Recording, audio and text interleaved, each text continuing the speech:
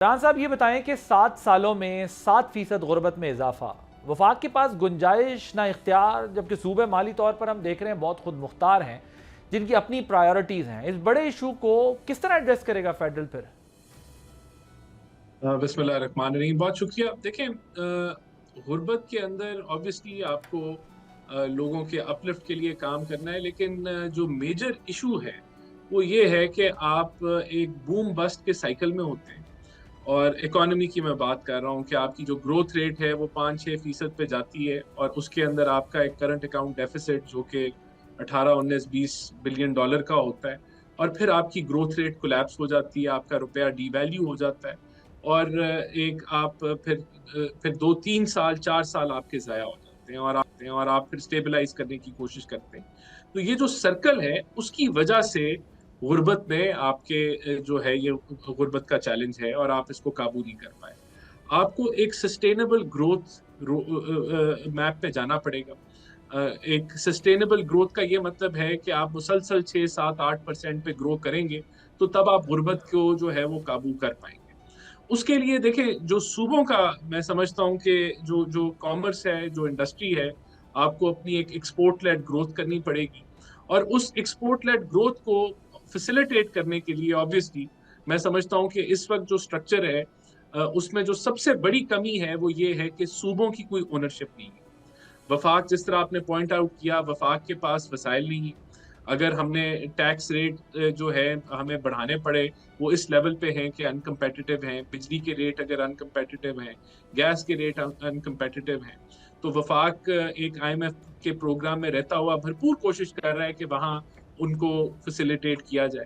लेकिन दुनिया भर में ये मॉडल है कि आपकी जो कॉमर्स और इंडस्ट्री है उसको सूबे फैसिलिटेट करते हैं, वो हमारे एग्जिस्ट नहीं करता है इस वक्त मॉडल। तो जब तक हम एक ऐसे मैकेनिज्म पे नहीं आएंगे कि हमारी एक्सपोर्ट लेड ग्रोथ हो, जो आपकी मैन्युफैक्चरिंग को जो है फरोग दे, जो आपके सर्विस सेक्टर एग्रीकल्चर को फरोग दे, उसमें सूबे अपना रोल अदा करें, उसमें डिस्ट्रिक्ट्स अपना रोल अदा करें, वफाक रोल अदा करें, और हम इस तरह बढ़ जाएं और मुल्क जो है 6-7% पे ग्रो करे, जिसके नतीजे में आप 6-7% ग्रोथ का मतलब है कि 25 लाख नौकरी आप हर साल निकाल रहे हैं, हर साल क्रिएट कर रहे हैं, और आपकी लेबर फोर्स में 20-25 लाख लोग आ रहे हैं। तो अगर आप सब लोगों को ऑब्जॉर्व कर लें तो इसका मतलब है कि आप एम्प्लॉयमेंट एक अच्छी खासी जनरेट करें, जो और आपका जो अनएम्प्लॉयड पूल है वो भी एम्प्लॉय हो रहा है। ओके। तो फिर आप देखेंगे कि इस मुल्क में से गुर्बत जो है वो काबू होती रहेगी। तो ये एक पूरा जो आपको जो ग्रोथ मॉडल है उसको दुरुस्त करना पड़ेगा, जिसके लिए हम काविश कर रहे हैं। लेकिन सूबे अभी मैं समझता हूँ कि उसके अंदर उस तरीके से सिंक्रोनाइज नहीं है। अभी राना एहसान अफजल साहब बात कर रहे हैं कि ये जो पॉवर्टी लेवल हाई हो रहा है पाकिस्तान के अंदर, सूबों की प्रायोरिटी में नहीं है, वो स्पेंडिंग उनकी जो है उसमें कहीं गुर्बत को एड्रेस करना नज़र नहीं आता, गुर्बत के मसले को, सिवाय बीआईएसपी के। बीआईएसपी में ज़ाहिर है कवर तो किया जाता है, लेकिन वो परमानेंट सोल्यूशन नहीं है। तो फिर इसका सोल्यूशन क्या है कि ये 7% जो पॉवर्टी रेट हाई हो रहा है इसको किस तरीके से एड्रेस किया जा सके, जब सूबे उसके ऊपर उस तरीके से वफाक से कोऑपरेट नहीं कर रहे? सबसे पहले तो बहुत बहुत शुक्रिया, कि इंपॉर्टेंट टॉपिक है। और इसमें देखें, आपको ये चीज़ अंडरस्टैंड करनी होगी लार्जर कैनवस में, when it comes to Pakistan. तो हमने जो बिल्कुल आपने ठीक कहा कि फायर फाइटिंग के लिए बीआईएसपी वगैरह प्रोग्राम जो है वो भी दिया हुआ है, बट ये कोई अल्टीमेट सोल्यूशन नहीं है। आपको इकोनॉमिक अपने मुल्क की बेहतर करनी होगी, जो घरेलू जो डोमेस्टिक इकॉनमी है उसको भी बेहतर करने के लिए आपको मुख्तलिफ शहरों में, ख़ासकर बड़े शहरों में जो है जैसे प्रोविंशियल कैपिटल्स हो गए या दीगर हो गए, वहाँ पे आपको मुआशी हालात बेहतर करने होंगे, ताकि लोगों का जो जो मुआशी जो सतह है उसको बुलंद करने में, जो बड़े शहर हैं उनका काम ही यही होता है, वो किरदार अदा करते हैं, वहाँ पे बिजनेस ज़्यादा होता है, चीज़ें ज़्यादा होती हैं। अनफॉर्चुनेटली मैं अगर सूबा सिंध की बात करूँ, पंजाब में आपको पता है लाहौर है, फैसलाबाद है, मुल्तान है, दीगर शहर हैं जहाँ पे जो मुआशी हालात हैं as compared to rural areas बेहतर है, तो उसमें लोगों की मुआश बेहतर होती है, और इसी अंदाज से सूबाई हुकूमतें अपना किरदार अदा कर सकती हैं। When it comes to the province of Sindh, यहाँ सूरत हाल यकसर मुख्तलिफ है।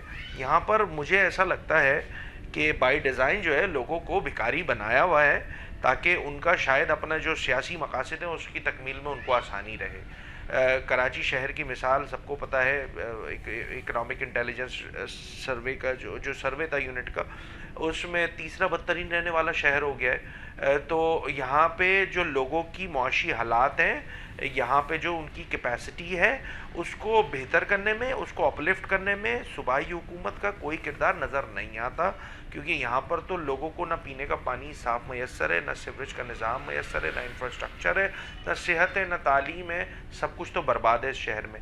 तो yes, this is sustainable solution यही होता है कि आप अपने शहरों में जो डोमेस्टिक इकॉनमी है उसको बेहतर करते हैं, ताकि उन सब का बोझ जो है वो कौमी जो मईशत है उस पर कम से कम हो और लोग खुद से अपने आप को अपलिफ्ट करें, अपने ख़ानदान को अपलिफ्ट करें। बदकिस्मती के साथ सूबे सिंध में ये वाली सूरत हाल नहीं है। यहाँ बाय डिज़ाइन मैं कहूँगा लोगों को, मुझे ऐसा लगता है कि वो BISP की भीख पे लगाया हुआ है। और वो भी अगर उसके आप इन्वेस्टिगेशन कर लेंगे तो वो एक अलग कहानी शुरू हो जाएगी कि यहाँ पे किन लोगों को नवाजा गया है BISP के थ्रू।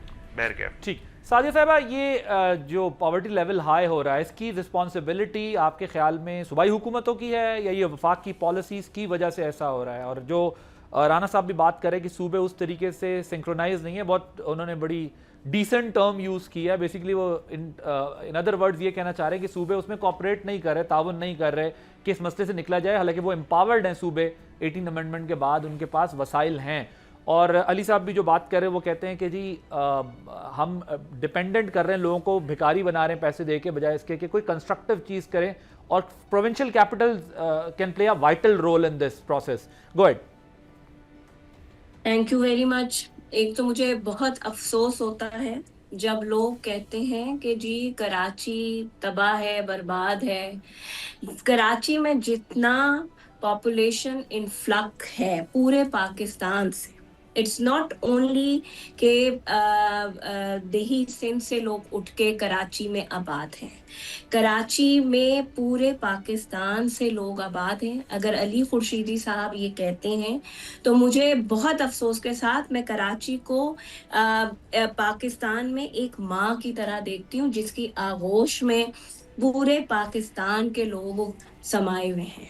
और इसीलिए इसके इंफ्रास्ट्रक्चर में प्रॉब्लम है, इसके रिसोर्सेज में प्रॉब्लम है, क्योंकि अगर जो सेंसस है उसके हिसाब से हिस्सा मिलता है और वो कम है क्योंकि पॉपुलेशन उससे कहीं ज़्यादा इस शहर में है। मुझे नहीं लगता कि पाकिस्तान के किसी और शहर में इतना ह्यूमन इन्फ्लक्स है जितना मेरे शहर या मेरे सिंध के दारुल खिलाफा में है। तो हम भिखारी किसी को नहीं बना रहे, और BISP बिल्कुल भिखारी नहीं बना रहा। BISP इनिशियली जब स्टार्ट किया गया था 2008 में, एक तो पाकिस्तान में एक वाहिद सोशल प्रोटेक्शन का प्रोग्राम है, इसके अलावा आप मुझे बताएं कि कोई सोशल प्रोटेक्शन का प्रोग्राम है। MQM भी बरसर इख्तिदार रही है, हर वफाकी हुकूमत के साथ रही है, तो कौन सा सोशल सेक्टर के लिए, सोशल वेलफेयर के लिए प्रोग्राम लाए? एक वो वाहिद बेनज़ीर इनकम सपोर्ट प्रोग्राम है जो पूरे पाकिस्तान में है। होंगे उसमें लपूना, मैं इस बात से इनकार नहीं करती, लेकिन जो ये कहा जाए कि जी सूबे अपना हिस्सा नहीं, सूबे जो रेवेन्यू जनरेट करते हैं, मेरा मानना ये है कि ये प्रॉब्लम इसलिए है कि FBR की परफॉर्मेंस ठीक नहीं। ओके, आपके ख्याल में FBR की परफॉर्मेंस ठीक नहीं है, लेकिन ये जो आप बात कर रही हैं कि सोशल प्रोटेक्शन का जो प्रोजेक्ट है BISP, इसके अलावा कोई और प्रोजेक्ट नहीं है, ये बात ठीक है, लेकिन ये परमानेंट सोल्यूशन नहीं है ना। ये हमने कब शुरू किया था, उसके लकूनास पे तो बात अभी नहीं करते, लेकिन मैं कह रहा हूँ इसको इतना time, let me ask you a question first. मैं सिर्फ ये समझना चाह रहा हूँ कि ये इसका परमानेंट सोल्यूशन क्या है। ये बात ठीक है कि चले ये एड्रेस कर रहा है बहुत बड़ी आबादी को, लेकिन ये फायर फाइटिंग है ना, ये परमानेंट सोल्यूशन नहीं है। इसीलिए अगर आपको याद हो तो पिछले साल प्रेसिडेंसी में स्किल डेवलपमेंट, BISP का स्किल हुनरमंद पाकिस्तान लॉन्च किया गया कि लोगों को स्किल्स सिखाई जाए, क्योंकि जो बाहर से भी नौकरियों के लिए गवर्नमेंट के पास, ओवरसीज के पास वो आते हैं, तो वो कहते हैं कि जी हमें स्किल्ड लेबर चाहिए, लोग चाहिए पूरी दुनिया को, इसीलिए इसीलिए उसको लोगों को स्किल्ड करना बहुत जरूरी है। Okay, right. राना साहब वो कह रही हैं कि FBR रिस्पॉन्सिबल है, वो अपने टारगेट्स पूरे नहीं करता, और सूबे जो है कराची के ऊपर एक बर्डन है, वफाक की जिम्मेदारी। बेसिकली वफाक को वो कह रही हैं वफाक की जिम्मेदारी है, कराची के ऊपर पूरे मुल्क का बर्डन है इसलिए जो है ये मसला हल नहीं हो पाता। सूबों से ताउन का मसला नहीं है, सूबे अपनी जगह दुरुस्त काम कर रहे हैं अब तक। देखिए, ऑन अ लाइटर नोट मैं ये ज़रूर कहना चाहूँगा कि अगर सिंध में और शहर कोई बने होते कराची के अलावा, तो डेफिनेटली लोग फिर उन शहरों की तरफ भी रुख करते, लेकिन क्योंकि सिंध में और तो कोई शहर कहलाने के काबिल नहीं है उस तरीके से, तो फिर ऑब्वियसली कराची के ऊपर एक वो लोड आ जाता है। देखिए, मैं फिर रिपीट करूँगा, ये किसी एक अदारे का कसूर नहीं है, ये पूरी आपकी जो मईशत की सिमत है ये उसकी बात है। और उसमें आपने देखा कि हम 24 दफ़ा IMF का प्रोग्राम, हमने अभी 24वें IMF के प्रोग्राम में, और हम IMF के प्रोग्राम में बैलेंस ऑफ पेमेंट के क्राइसिस की वजह से जाते हैं। और हमने 22 प्रोग्राम जो है वो दरमियान में हम छोड़ के, हमने ना रिफॉर्म्स मुकम्मल की, हम दरमियान में छोड़ के हट गए। और आपने तो ये बेसिकली जब तक आप अपने बैलेंस ऑफ पेमेंट के क्राइसिस को नहीं ठीक कर पाएंगे, आप अपने ग्रोथ के मॉडल को नहीं ठीक कर पाएंगे।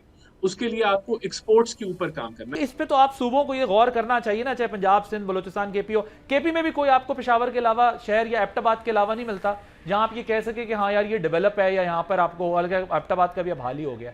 सो एक ही शहर के ऊपर प्रोविंशियल कैपिटल्स पे बर्डन है, जिसकी वजह से ये आप लोगों की गवर्नेंस का फॉर्मूला फेल हो जाता है, जहां आप लोगों से चीजें, लॉ एंड ऑर्डर भी मैनेज नहीं होता, और इकोनॉमिक टर्म्स में भी ये बड़ा चैलेंज बनता है। ये मैं ऑब्जेक्टिवली बात कर रहा हूँ, ये सब सूबों को इस पे काम करना चाहिए।